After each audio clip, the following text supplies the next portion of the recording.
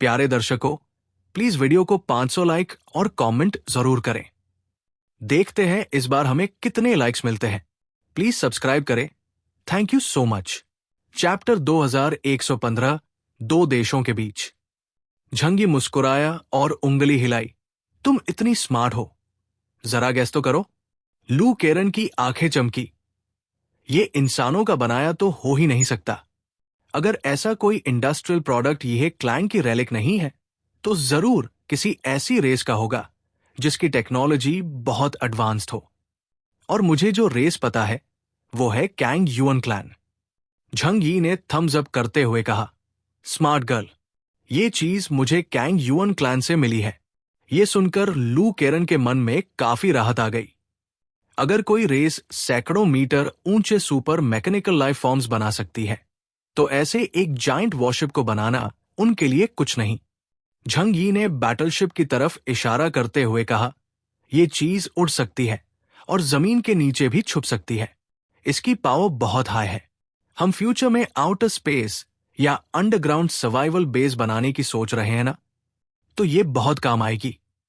बस इसे इसके ओरिजिनल स्ट्रक्चर पर मॉडिफाई कर दो और ये तुरंत काम में लाया जा सकता है। और मैं चाहता हूं कि तुम इसे चला पाने की एबिलिटी को भी स्टडी करो। अगर हमें वुलुयन एम्पायर के हेडक्वार्टर्स पर हमला करना है, तो हो सकता है सीज करना पड़े। उनकी डिफेंस कोई मजाक नहीं। अगर इसे एक पावरफुल ऑफेंसिव वेपन की तरह यूज किया जाए, तो बहुत असरदार हो सकता है। लू केरन बार बार सिर हिलाती रही। उसकी आंखों में एक्साइटमेंट थी। झंग यी क्या कह रहा था, शायद उसने पूरा सुना भी नहीं। इस चीज का अट्रैक्शन उसके लिए वैसा ही था जैसा किसी यूथ के लिए एक टॉप क्लास सुपरकार का होता है। ब्रदर, क्या मैं इस पर चढ़कर देख सकती हूं? झंग यी ने कंधे उचका दिए। As you wish. ऊपर कुछ मैकेनिकल लाइफ फॉर्म्स हैं। उन्हें रीप्रोग्राम कर दिया गया है। वो ह्यूमंस को अटैक नहीं करेंगे। मैं तुम्हें कमांड परमिशंस दे सकता हूं। झंग यी ने यह कहते हुए लू केरन को सीधे बैटलशिप पर ले गया। इस विशाल क्रीचर के सामने खड़े होकर लू केरन एक्साइटमेंट में इधर उधर देखने लगी और मेंटेनेंस वर्कर जैसे एक राउंड हेडेड रोबोट को गले लगाकर बैठ गई। ये तो जन्नत है। वो इतनी खुश हो गई कि जमीन पर लौटने का मन करने लगा। झंग यी ने कहा, मैं फुकागे ट्रूप्स को यहां तैनात करूंगा ताकि कोई इस जगह के पास भी ना आए। तुम आराम से स्टडी करो। हां, तुम्हारा काम काफी क्रूशल है। आखिर हम सीज के मामले में आर्म्ड फोर्सेस में तुम्हारी एक्सपर्टीज पर ही डिपेंड करते हैं। पर चिंता मत करो, हम इंतजार कर सकते हैं। हमें बस ये इंश्योर करना है कि सब तुम्हारी एक्सपेक्टेशंस के मुताबिक हो। लू केरन ने झंग यी को हाथ हिलाकर कैजुअली जवाब दिया, रिलैक्स ब्रदर, अब ये सब मेरे लिए कोई टेंशन नहीं है। वो डेक पर घूमते honest looking round headed mechanical life forms को देखकर बोली, इनकी मदद से मैं अपना काम बहुत जल्दी कंप्लीट कर सकती हूं। ह्यूमंस को डायरेक्ट करने से अच्छा उसे मशीन्स के साथ काम करना पसंद है। बस इंस्ट्रक्शंस इनपुट करो और वो टायरलेसली काम करते हैं। लू केरन को फुल एनर्जी में देखकर झंग यी का मूड भी और अच्छा हो गया। अब सब रेडी है। बस एक फाइनल स्पार्क की जरूरत है। जब 6 रीजन्स में कंसेंसस बन जाएगा, मैं उनकी फोर्सेस और रिसोर्सेस को इकट्ठा करूंगा और तब शुरू होगी मेरी बदले की जंग। झंग यी ने पीठ पीछे हाथ बांध लिए और अपने मुट्ठियां कस ली। ईस्ट चाइना सी रीजन, दोघाई सिटी के बाहर गहरे समुद्र के नीचे एक विशाल परछाई धीरे धीरे पानी की सतह की तरफ बढ़ रही थी। वो एक सैकड़ों मीटर लंबा विशालकाय शार्क था, जिसका आकार अजीब था और शरीर पर तेज स्पाइक्स लगे हुए थे। जब वो सतह पर आया तो उसकी आंखें दोघाई सिटी की तरफ टिक गई। वो शहर अब खंडहर बन चुका था। सुनामी ने उसकी दीवारें तोड़ दी थी और अंदर की जमीन कीचड़ में बदल गई थी। सिल्वर आर्मोर्ड जनरल एनिमो इस समुद्र में पेट्रोल करता है। अंडरवर्ल्ड गेटकीपर के आदेश पर ह्यूमंस पर हमला करता रहता है। थोड़ी दूरी पर उसकी पीठ पर एक आर्मोर्ड लिजर्डमैन लड़की बैठी थी, जिसके हाथ में ऑब्जर्वेशन इक्विपमेंट था और वो दोघाई सिटी की स्थिति को एनालाइज कर रही थी। स्क्रीन पर सोल्जर्स और वर्कर्स रूइंस को क्लियर करते दिख रहे थे और उनसे कुछ काम की वेपन्स और इक्विपमेंट निकाली जा रही थी। ह्यूमंस, अभी भी बाहर निकलने की हिम्मत करते हो? लड़की ने ठंडी आवाज में कहा।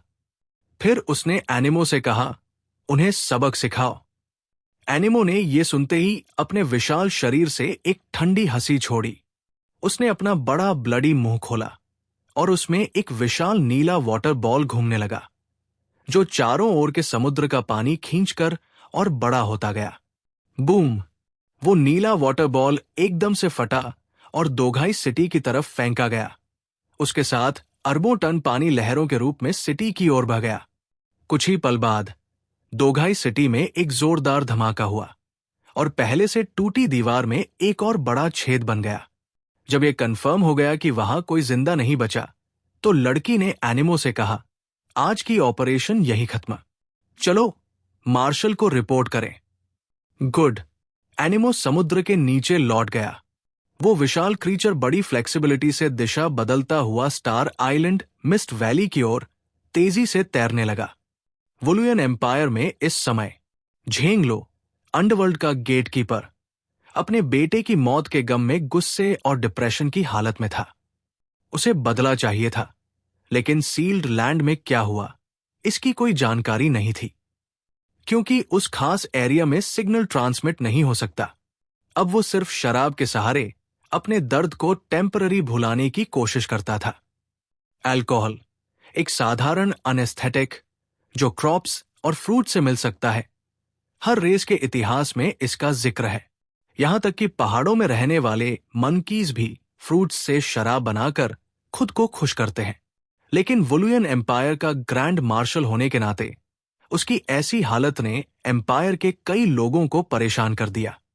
इसीलिए एक दिन खुद एम्परर सी ही इंपीरियल चैरियट में बैठकर उसके रेजिडेंस पहुंचे। एम्परर खुद आए तो झेंग लो नशे में होने के बावजूद स्वागत के लिए खड़ा हुआ। जैसे ही दरवाजा खोला, सामने उसका भतीजा यंग एम्परर खड़ा था। योर मैजेस्टी, अंकल झेंगलो, इतना फॉर्मल मत बनो। पोकों की मौत की खबर मुझे मिल चुकी है और मुझे बहुत दुख है, लेकिन तुम वुलुयन एम्पायर के ग्रैंड मार्शल हो, तीनों आर्मीज के कमांडर हो। अगर तुम ऐसे ही टूटे रहोगे तो एम्पायर की स्टेबिलिटी पर असर पड़ेगा। सीई ने हाथ हिलाया और उसकी रॉयल क्लोक हवा में लहराई। तुमने एक बेटा खोया है, तो मैं तुम्हें बदले में बहुत से बेटे दूंगा। ये कहते ही पीछे से एक दर्जन फीमेल लिजर्डमैन अंदर आई। कुछ लंबी गड़ी और ट्रेन थी, तो कुछ गोरी, आकर्षक और अलग अलग लुक वाली। उनमें से कुछ बेस्ट ब्यूटीज थी और कुछ सबसे elite female warriors of the lizardman tribe. Chapter 2116, वुलुयन एम्पायर की योजना। जब झेंग लो ने सामने का दृश्य देखा, उसकी भारी पलकों के पीछे छिपी आंखों में एक झलक चमकी। योर मैजेस्टी, इसका मतलब क्या है? सीई ने शांत स्वर में कहा, हमारे युग के खत्म होने के बाद हमारी ट्राइब की ग्रोथ को कंट्रोल करने के लिए हमने पॉपुलेशन और टेक्नोलॉजी को बढ़ने नहीं दिया और आज तक सर्वाइव कर पाए। यहां तक कि रॉयल फैमिली को भी ऑफस्प्रिंग की संख्या को कंट्रोल करना होता था। लेकिन अब एक नया युग आ रहा है, पुराना नियम तोड़ना पड़ेगा। अंकल, तुम्हारे अंदर जो एक्सीलेंट जीन्स हैं, उन्हें वेस्ट नहीं किया जा सकता। वुलुयन एम्पायर के भविष्य के लिए तुम्हारे जीन्स जरूरी है। उसने सामने खड़ी महिलाओं की तरफ इशारा किया। इनमें से कुछ सबसे बेहतरीन फीमेल वॉरियर्स हैं। अगर तुम इनके साथ यूनाइटेड हो जाओ तो हाईली प्रोबेबल है कि अगला बच्चा बहुत ही ताकतवर निकले। अगर ये पसंद नहीं तो दूसरी सुंदर महिलाएं भी हैं। मैं चाहता हूं कि तुम पोकों की मौत के गम में डूबे मत रहो। झेंग लो ने नजरें उठाईं और उन फीमेल लिजर्ड वुमेन को ध्यान से देखा। वाकई हर एक 10 में से एक चुनिंदा वॉरियर जैसी लग रही थी। असल में लिजर्ड लोग दिखने में इंसानों से बहुत अलग नहीं होते। बस थोड़े लंबे, पीठ पर टेल होती है, स्किन पर हल्की स्केल्स होती है और सिर पर छोटे हॉर्न्स। ये क्रिएटर का चुनाव है। हर जेनरेशन के बीइंग्स का बेसिक स्ट्रक्चर ऑलमोस्ट सिमिलर होता है। झेंग लो की नजर एक गोरी और खूबसूरत लिजर्ड वुमेन पर गई। और वो चौंक गया। योर मैजेस्टी, ये तो आपकी कॉन्क्यूबाइन नहीं है। उसने उस महिला की ओर इशारा किया। उसे शक हुआ कि शायद वो अब भी नशे में है। एग्जैक्टली। सीई के चेहरे पर कोई रिग्रेट नहीं था, बल्कि गर्व और दृढ़ता थी। वुलियन एम्पायर के एक स्तंभ की तुलना में एक कॉन्क्यूबाइन क्या मायने रखती है? अगर तुम वापस उठ खड़े हो सकते हो, तो थ्रोन भी तुम्हें सौंपना कोई बड़ी बात नहीं है। सीई के शब्द भावुक और सच्चे थे। ये कोई छलावा या डिप्लोमैटिक बातें नहीं थी, ये उसके दिल से निकली बातें थी। वुलियन एम्पायर का रॉयल ब्लड लाइन कहां से आया? वो आखिरी युग के सबसे ताकतवर वुलियन वॉरियर की संतानें थी। रॉयल फैमिली का मकसद था एम्पायर की रक्षा करना। उनके एंसेस्टर ने 100 से भी ज्यादा बच्चों को जन्म दिया था। उन बच्चों को भी सबसे योग्य फीमेल्स के साथ मेट करना था, ताकि और बेहतर वॉरियर्स पैदा हों। हर एक डिसेंडेंट को एक जिम्मेदारी दी गई थी, वुलियन एम्पायर को बचाए रखना, क्योंकि उन्हें पता था उनका अस्तित्व हर समय खतरे में है। Natural disasters, floods, earthquakes, volcanoes, man made dangers, दूसरी powerful races, surface dwellers, creator की नजर। अगर क्रिएटर को किसी अंडरग्राउंड सिविलाइजेशन का पता चला, वो इंस्टेंट वैनिश हो सकती है। इस दुनिया में हर तरफ मौत का साया है। सीई की आंखों में दिख रही क्लैरिटी ने झेंग लो के टूटे दिल को फिर से जगा दिया। हां, अब और टूटकर नहीं जी सकते, इससे कुछ नहीं बदलेगा। समझ गया। उसने हाथ आगे बढ़ाया। इन महिलाओं को फिलहाल यही रखिए, मैं आपको निराश नहीं करूंगा, लेकिन अभी मुझे एक और जरूरी काम करना है। सीई ने संतुष्ट होकर सिर हिलाया। क्या करने वाले हो? किसी दुश्मन पर हमला? झेंग लो ने उन्हें अंदर बुलाया और जमीन का एक मैप खोल दिया। हमें इंसानी दुनिया के हुएक्सू किंगडम पर हमला जरूर करना चाहिए। ये जमीन हमारे नजदीक है और यहां रिसोर्सेज की कोई कमी नहीं। जब दुनिया खत्म होगी, ये जमीन कई सिविलाइजेशंस की लड़ाई का सेंटर बनेगी। उसने मैप पर 3 जमीनें दिखाई, ऑस्ट्रेलिया, नॉर्थ अमेरिका और एशिया। ये तीनों इलाके नई सभ्यता के जन्म के लिए आइडियल है। अगर हमने ये जमीनें कब्जे में ली, तो अगले युग में हम एक एंजेलिक रेस बन सकते हैं। सीई ने ध्यान से सुना और सिर हिलाया। लेकिन हुएक्सू कंट्री के अंडरग्राउंड रेस का क्या? झेंग लो कुछ पल चुप रहा, फिर सिर हिलाते हुए बोला, अभी उनके खिलाफ कोई इफेक्टिव तरीका नहीं है। सीई ने सुझाव दिया, तो फिर डायरेक्शन क्यों न बदले? बाकी 2 कॉन्टिनेंट्स की ओर मार्च करें। उसने ऑस्ट्रेलिया की ओर इशारा किया। ये एक आइसोलेटेड आइलैंड है, कोई एंशिएंट सिविलाइजेशन के ट्रेसेस तो नहीं है वहां। झेंग लो ने थॉटफुल एक्सप्रेशन के साथ कहा, कहना मुश्किल है। अंडरग्राउंड दुनिया के सिविलाइजेशंस खुद को इतने अच्छे से छुपा कर रखते हैं कि उनके बारे में कोई सर्टेनिटी नहीं होती। अगर क्रिएटर को उनके अस्तित्व का पता चल जाए, वो मिटा दिए जाएंगे। अगर ड्रकर्स ने देख लिया, तब भी वही हश्र। अगर कोई दूसरी रेस जो हॉस्टाइल हो, लिमिटेड रिसोर्सेज के लिए आए, तब भी सब खत्म। हर तरफ मौत ही मौत है।